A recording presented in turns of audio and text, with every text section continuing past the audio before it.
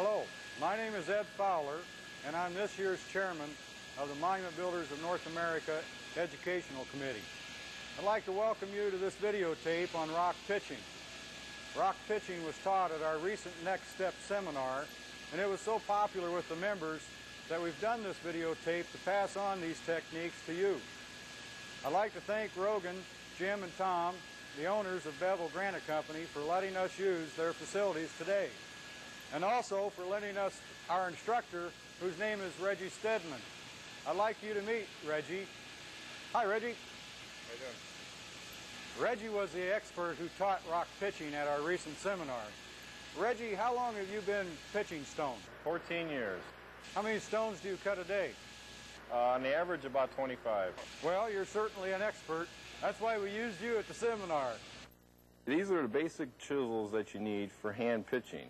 You start out on the right, you have a 3-inch handset and a 2-inch handset made for breaking off bulk, big pieces. And then you have a 3-inch chipper, a 2-inch chipper, and a 1-inch chipper for putting on fine edges.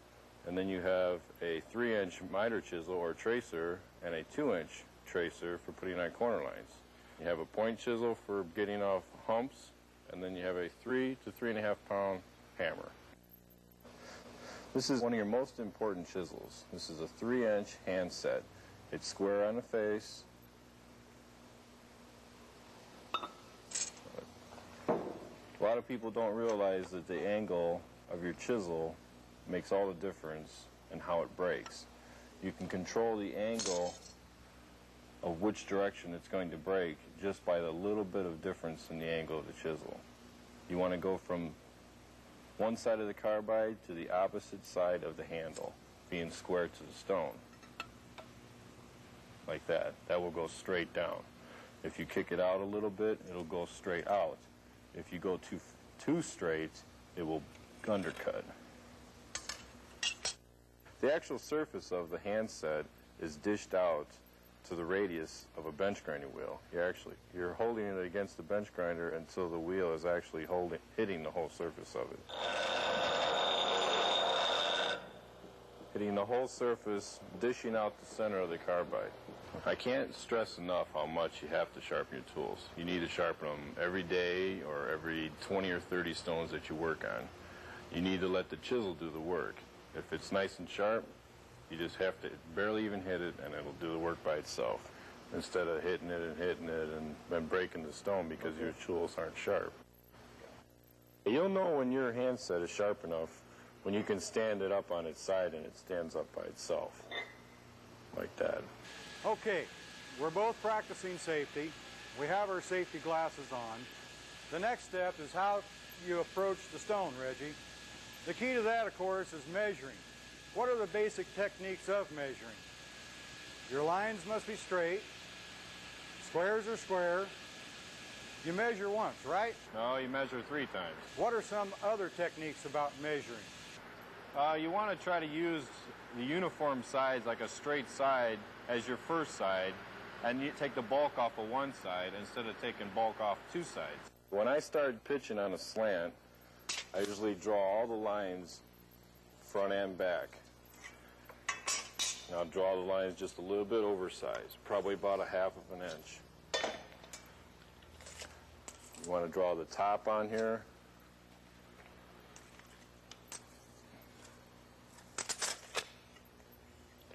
Starting on the front, and then I'll go around to the back side and draw all the lines on the back. To where you got the front. You know where you have to end up.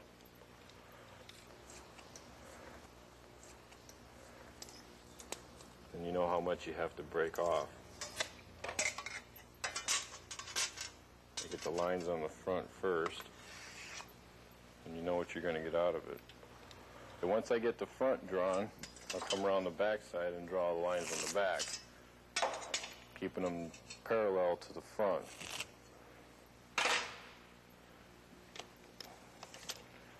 Measuring them all a little bit oversized. When I say oversized, I mean about 1/2 inch. I use chalk myself. I make it out of plaster. Okay. I grind it down thin. The plaster works good because you can write on something and you can wipe it off real easily. even if the stone is wet, you can still write on it. Meaning, if it comes in from outside and the stone's sweating or it's been out in the rain, you could still draw a line on there and it doesn't affect the polish, and it's very cheap. I just make a thin bed of plaster and then slice it up and use it on a bench grinder and grind it thin. It's nice, you can still write on it when it's wet. Where the crayon has the wax in it. You can see stones outside, you can see the writing on it. I usually triple check almost everything that I do. I usually measure it at least 2 or 3 times when I'm doing it. You go back and then you measure it again just for the heck of it. Now we're going to deal with the situation you've all faced, which is you have a stone in inventory and you have to fill a customer's order, so you have to customize the stone. To meet that order, Reggie's now going to show us the techniques he uses to get that job done.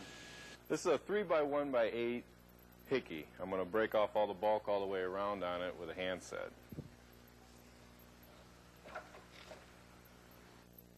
The angle of your hand set is everything.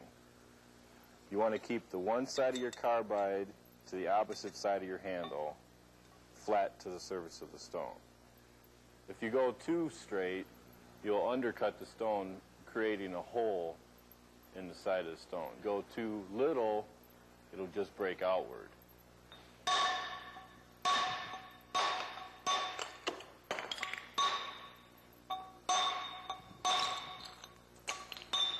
You want to at least get the penetration to go halfway into the stone.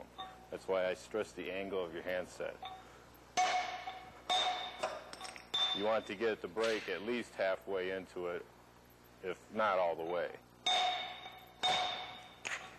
Once you get this broke from the bottom side, you want to go around to the opposite side and break from the other direction.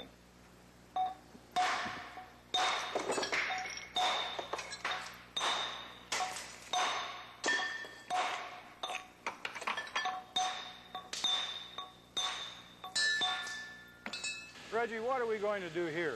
We have a piece of American black. We got it, it's a little bit oversized. It's 4 foot, and we need to break off a few inches and make it 3/6. This is the scary part. You look at a stone in inventory and you say, oh my gosh, I've got to take a foot off the end.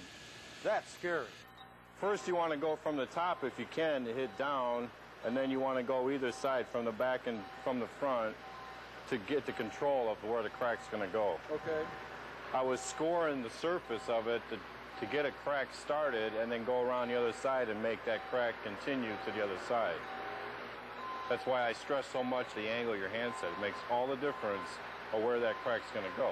What happens if you're not real careful with the angle of the hand set? What can go wrong on this? Well, when you hit it from the top and you get the crack to start going down, you hit it from the back to try to get the crack to continue going down.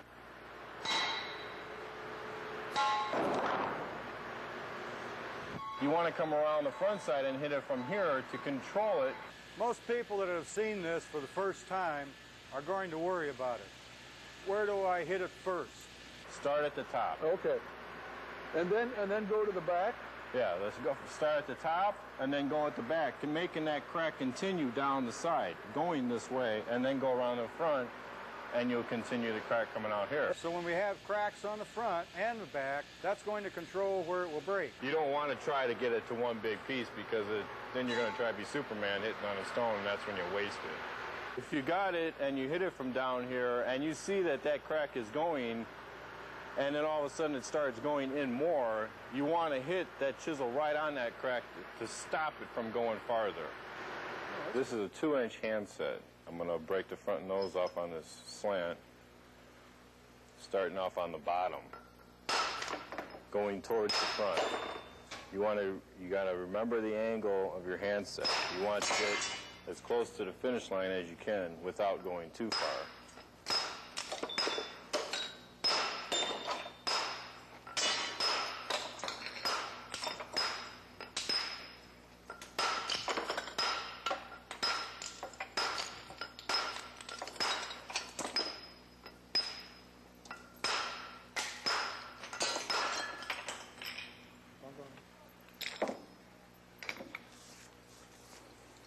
Now I got to go around the other side and go as much as you can with a handset. Get as close to the finish line as you can.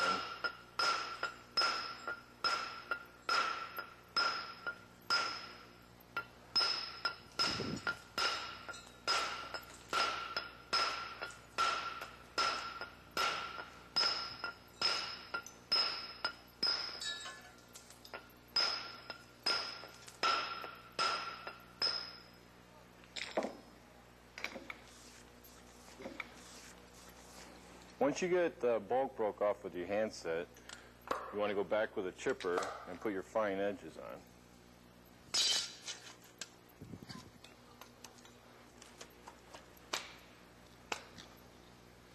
Here we're using a 2-inch chipper.